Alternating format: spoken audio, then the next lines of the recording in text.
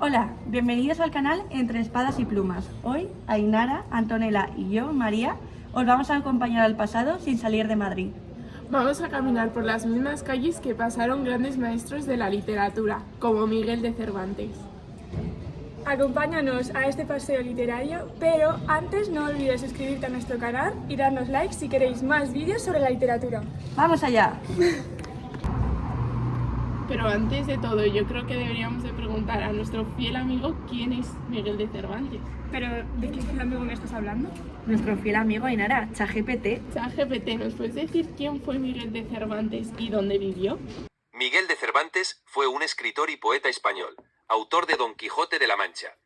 Vivió en varias ciudades españolas como Madrid, Valladolid y Alcalá de Henares.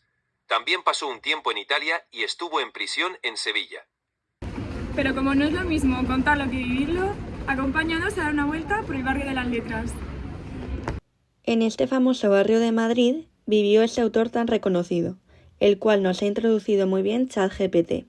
Sin embargo, nosotras vamos a empezar profundizando en sus comienzos, los cuales fueron en Alcalá de Henares. Estamos aquí con los personajes más emblemáticos de la literatura española. Estos son Sancho Panza y Don Quijote.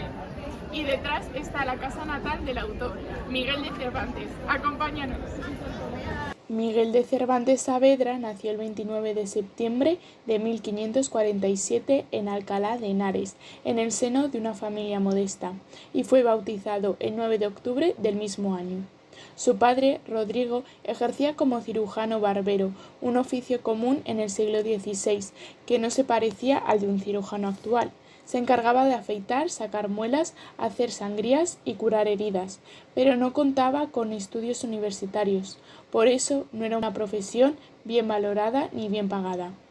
Debido a los constantes problemas económicos de la familia, vivieron en diferentes ciudades como Valladolid, Córdoba, Sevilla y Madrid, mudándose con frecuencia en busca de mejores oportunidades de trabajo. Eso es una silla para parir. Echaban agua caliente para ayudarlas a dilatar. Y luego abajo en la cocina vais a ver una silla rara de 3 patas, también era para parir esa silla. Pues esa era el sitio más caliente de la casa, era la cocina, donde estaba el agua caliente más cerca. Y en la casa de Cervantes no hay nada por casualidad. El escalón que estáis subiendo a las habitaciones está a propósito, por el tema del agua. El patio estaba abierto para que no entrara el agua a la habitación, ¿vale? Aquí tenéis una curiosidad, veis que la cama no está en el suelo, está subida en una plataforma de madera. Eso se hacía mucho en la época. Porque había mucho frío y mucha humedad, para la madera aísla, ¿vale? El dorsal de la cama no es la moda del momento. La gente que tenía dinero podía permitirse el lujo de comprar telas para hacer un abrigo para la cama. La gente pobre, pues saco y agua. Y aquí tenéis una cosa curiosa, ¿veis que hay un armario en esta sala? Los armarios chicos existían en la época de Cervantes, pero nunca jamás en la vida para guardar ni ropa, ni cacharros, ni comida. ¿Y ¿Qué qué guardan? guardarían? Pues eso. Nuestra guía de la casa de Cervantes nos enseñó que realmente lo que se guardaban en estos armarios eran armas. Y además nos resolvió la duda que todas nos hicimos al entrar en esta casa. Bueno, pues estamos aquí en la casa de Cervantes y estamos con los auxiliares y vamos a hacernos preguntas. Tienen 28 años de experiencia, así que imagino que nos podrán responder por qué, si Cervantes era pobre, vivía en esta casa tan grande y tan rica. A ver, Cervantes nace en la casa de su abuelo paterno. Su abuelo paterno era don Juan de Cervantes, que era abogado y trabajaba para el duque del Infantado en Guadalajara. Allí el duque del Infantado tenía un hijo que estaba estudiando la carrera eclesiástica, se enamora de una hija del abuelo y la deja embarazada. Oficialmente nunca se reconoce la paternidad, pero todo el mundo sabía que tenían lío. Entonces el abuelo le mete en pleito al duque del Infantado para conseguir una dote para esa niña que van a nacer. El duque le da la dote, pero le echó del trabajo.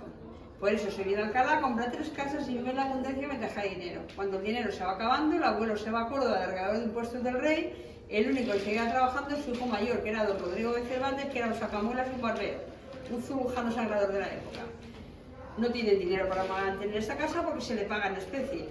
En ese momento se van a Valladolid y esto se convierte en una casa de vecinos como cualquier otra. En la plaza de Cervantes, enfrente del ayuntamiento, tenemos una escultura de un señor que se llama Luis Astrana Marín. Este señor es un historiador que a finales de los años 40 del siglo XX encuentra en los archivos de la ciudad el documento de compraventa de esta casa. En ese momento se expropia a la gente que vive en este lugar y se hace un homenaje a Cervantes recreando una casa de la época, que es lo que estamos viendo. Aunque no sea la casa original como nos ha explicado nuestra guía, sí que se conserva una pared auténtica del siglo XVI.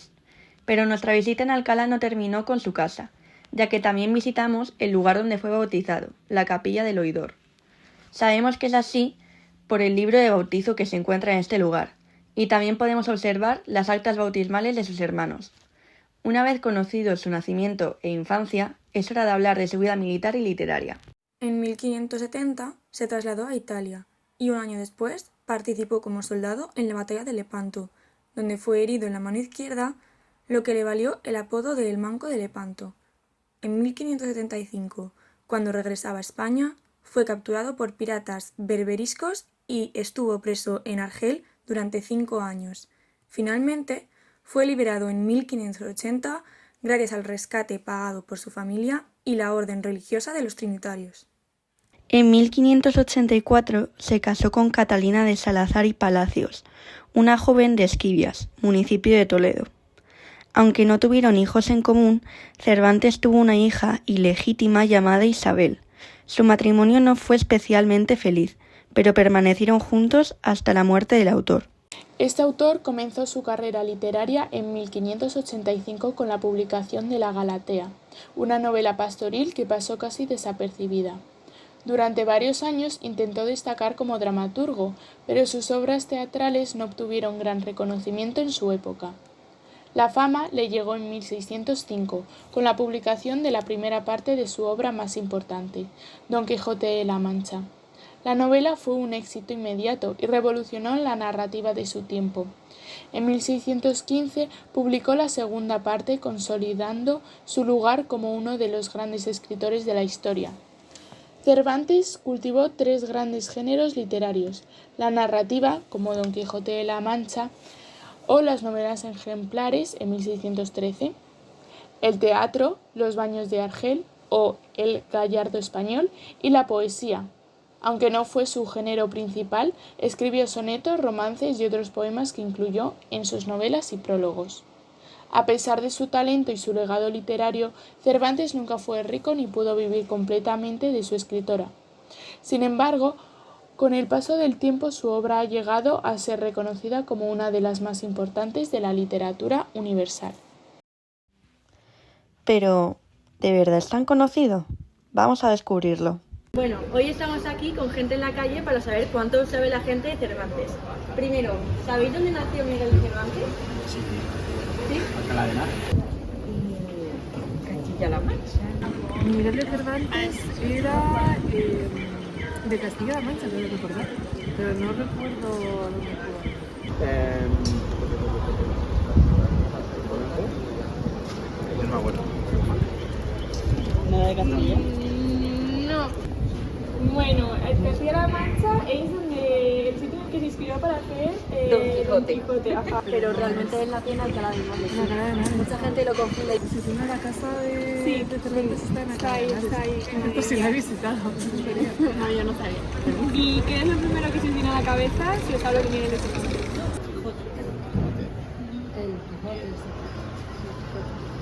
Bueno, eso. Don Quijote. Obviamente Quijote. Claro. El Quijote. ¿Conocéis alguna obra de Miguel de Cervantes que no sea Don Quijote? Rinconete y Cortadillo no.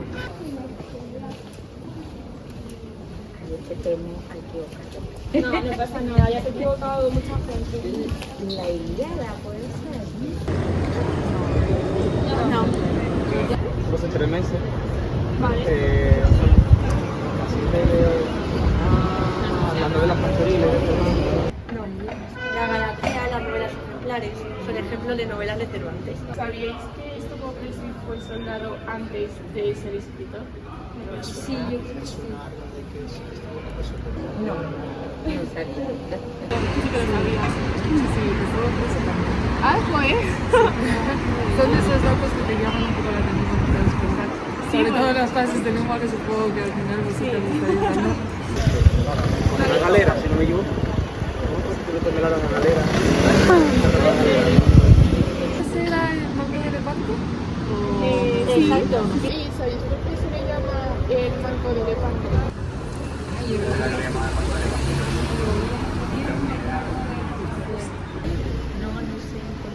Porque no tenía un brazo y cuando se murió en la batalla de Porque no se quedó manco, sino que en la batalla de Lepanto perdió como la movilidad de un brazo. ¿Qué creéis que representan Quijote y Sancho en la obra de Quijote? Es como algo irónico, la gente más, como más de alta alcurnia uno y el otro como la gente más del pueblo, no sé. O uno la imaginación, uno tiene mucha imaginación y siempre ve morir y el otro le va bajando la realidad a lo mejor de algo que sea o le va... ¿Cómo se siente? Yo sé que el Quijote en su imaginación se imaginaba los dragones, la lucha y por Dulcinea, ¿no? Sí, sí. No, yo. Eso ya, ¿no?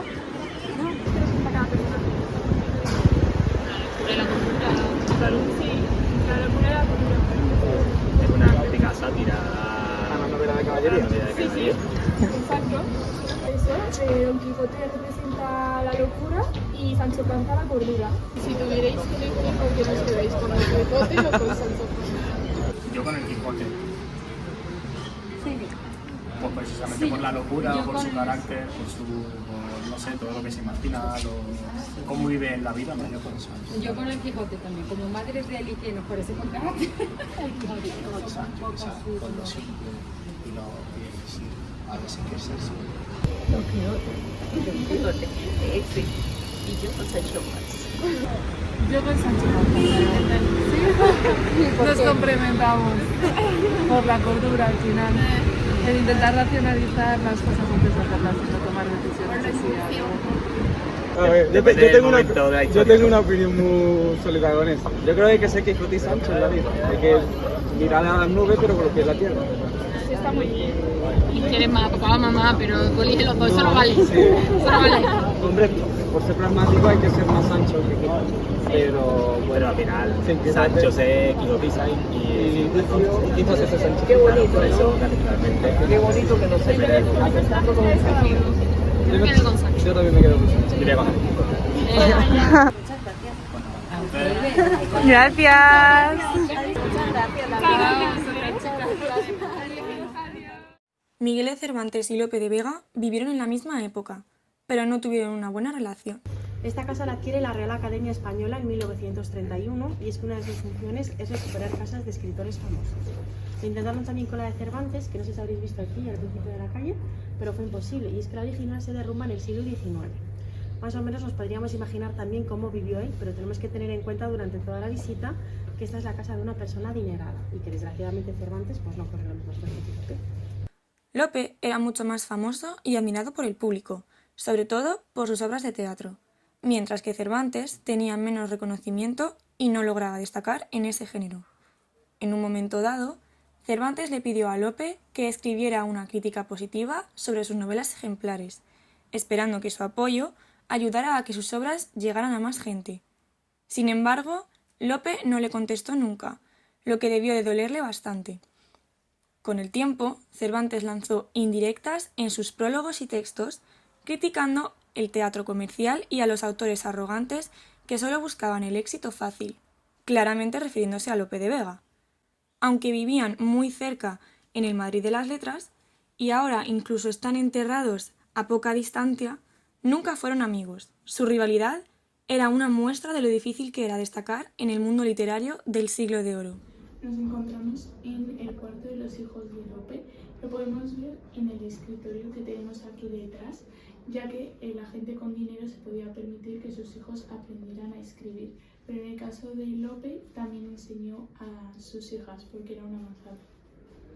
Nos hemos cogido un tour por Madrid sobre literatura y estamos aquí con Patricia, que es una estudiante de Filología Hispánica, y nos va a contar un poquito sobre este sitio de aquí. Pues esto durante el siglo XVII, el Ministerio de Asuntos Exteriores y Cooperación fue la cárcel de la corte. La plebe tenía la suya propia, pero esto era para la gente de bien cuando se portaba mal, y como los escritores tienen la boca muy grande y por la boca muere el pez, pues al final hay más de uno que tenía verdadera vocación a probar el colchón de la cárcel. Entre ellos nuestro querido Quevedo. Quevedo era, bueno, tenía una lengua viperina donde la subiera, venenosa, se mordía y se envenenaba. Y cuando llega nuestra querida Isabel de Borbón, la mujer del balcón, de la que os he hablado un poquito antes, resulta que ella se esmera muchísimo para evitar que la gente en España se dé cuenta del pequeño detalle de que es coja. Pero en España la astucia brilla por su presencia y todo el mundo se entera, vamos, en un nanosegundo en el metaverso, como diría Tamara Falcó, ¿no? Pues ahí está. ¿Y qué va a pasar? Que estaba Quevedo poniéndose bien fino en la taberna, que esto nos lo cuentan, pero se lo pasaba a pipa a este hombre. Y aparece un amigo suyo que le reta, le dice: Quevedo, amigo, ¿por qué no te acercas a la reina? ¿No? Y le dices la verdad. ¿Y qué le va a decir Quevedo? No, venga, vamos a sujetar... Perdón. No, venga, vamos a respetar a su majestad. No. Le dice algo así como: sujétame el cubata, y se planta delante de la reina con dos florecillas, una en cada mano, y le dice los famosos versos de entre el clavel blanco y la rosa roja, su majestad escoja.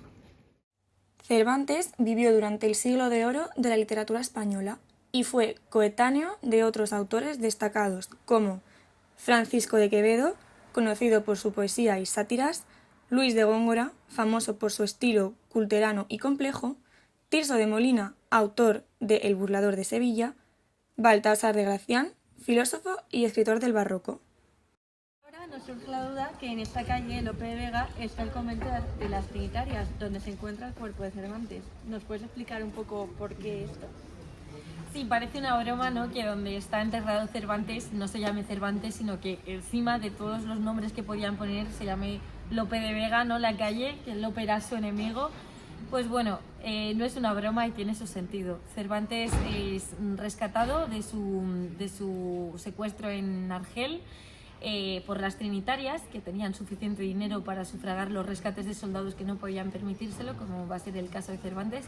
Hay bastantes teorías y un poco un misterio en torno a por qué las Trinitarias decidieron rescatar a Cervantes, pero cuando muere Cervantes, y se supone que tenía impuesto enterrarse en unas Trinitarias, podía ser en estas que lo habían rescatado o en otras, pero no en unas descalzas, por ejemplo, no era especialmente importante todavía. Sí que había tenido un pequeño periodo de éxito con la primera parte del Quijote, pero no quiere decir que le fueran a poner una calle nada más morirse. ¿Y qué es lo que pasa entonces? Pues bueno, cuando pasan 19 años, el que muere es Lope de Vega, y ahí sí que cambia el asunto. ¿Por qué? Porque Lope era casi un influencer, una especie de Taylor Swift, y se monta aquí el funeral de Maradona, y viene gente de otras partes de la península a despedirse del cuerpo de Lope. Estaban como semana y media de velatorio, o sea, fue una verdadera locura. Imaginaos cómo tenía que oler aquello, ¿no? Al final, después del velatorio, ¿no?, que lo cierran porque eso ya no le iba a quedar carne en la que resucitar a este pobre hombre si no le daban cristiana sepultura ya, ¿no? ¿Qué ocurre? Pues bueno, antes había una tradición de pasear al cuerpo por la calle de su casa en una especie de procesión, ¿no?, para que le diera un último adiós a su calle, a sus cosas, a sus vecinos, a su casa. Y esa era la casa de Lope, pero no lo pasean por esa calle, lo pasean por esta calle de aquí. ¿Por qué?